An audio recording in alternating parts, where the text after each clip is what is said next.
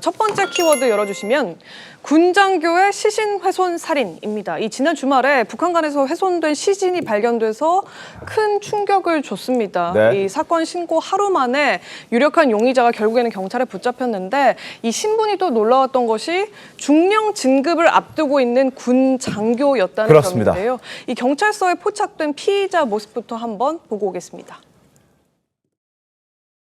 혐의 혹시 인정하시나요? 인정하세요? 피해자랑 관계가 어떻게 되나요? 유족한테 하실 말씀 있으세요? 피해자한테 하고 싶은 말 없습니까? 범행하고 나서 계속 출근했나요? 자, 지금부터는 이고은 변호사도 함께 하도록 할 텐데요. 자, 어서 오십시오, 변호사님. 네. 네. 자, 저 시신 지금 훼손한 저 군인 장교 30대 중령 진급 예정자라고 하는데 범행 동기가 나왔습니까? 사실 구체적인 범행 동기 관련해서는 이 피해자의 유족 측에서 구체적인 동기를 밝히지 않았으면 좋겠다라는 의견을 개진을 했습니다.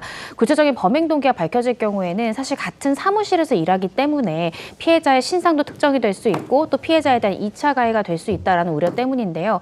그런데 경찰에서 현재 밝히고 있는 이유는 간단하게 설명을 드리면 이제 같은 부대에서 같은 사무실에서 일했던 사이고요. 범행이 있었던 날인 지난달 25일 오후 3시쯤에 이 두 사람이 함께 근무했던 부대 인근에서 이 가해자의 차량 안에 피해자와 가해자가 함께 탑승을 했습니다. 네. 그 과정 중에 어떠한 이유로 이 두 사람이 다툼을 하게 되고요. 결국 살해하게 됐다라는 것이 지금까지 나오는 이 범행 동기입니다.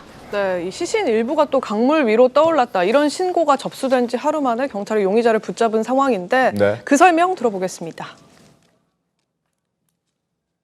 아시는 것처럼 이제 저희가 이제 피해자 신원을 뭐 정확히는 아니지만 어느 정도까지는 이제 파악이 된 상태에서 용의자를 선정을 했고 용의자 이제 추적하는 과정에서 어제 19시 12분 서울 소재 모 역 앞에서 긴급 체포를 하면서 범행을 자백을 받았습니다. 그러나 범행 동기 등에 대해서는 저희가 이제 계속 수사를 해야 될 부분이 있기 때문에 그 이후의 부분에 대해서는 우리가 추후에 말씀드리는 걸로 그렇게 하겠습니다.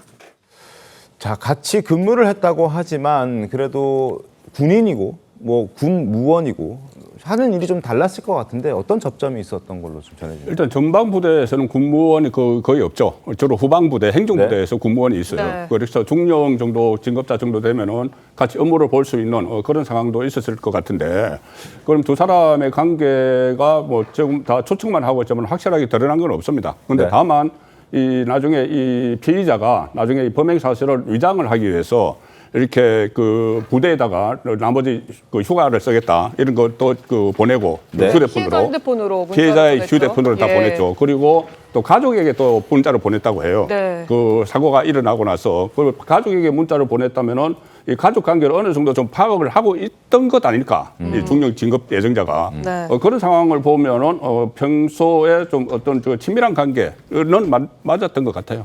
이 변호사님, 이 말씀 주신 대로 지금 그 피해자의 휴대전화를 가져가서 가족들한테도 보내고 휴가원도 내고 직장에 그러니까 지능범죄라고 보면서 동시에 또 계획범죄라고도 볼 수 있는 여지가 있는 겁니까?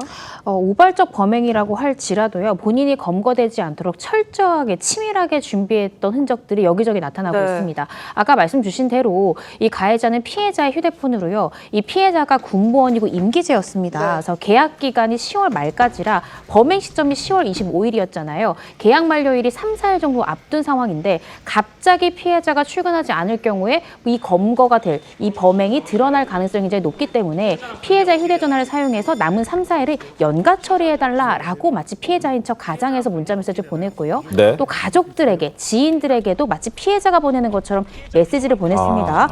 뿐만 아니라 생활 반응이라고 하죠. 이 피해자의 휴대전화를 가지고 껐다가 켰다가 이걸 반복해서 네. 생활 반응이 있는 것처럼, 왜냐하면 성인 실종 사건은 접수를 안 해줍니다.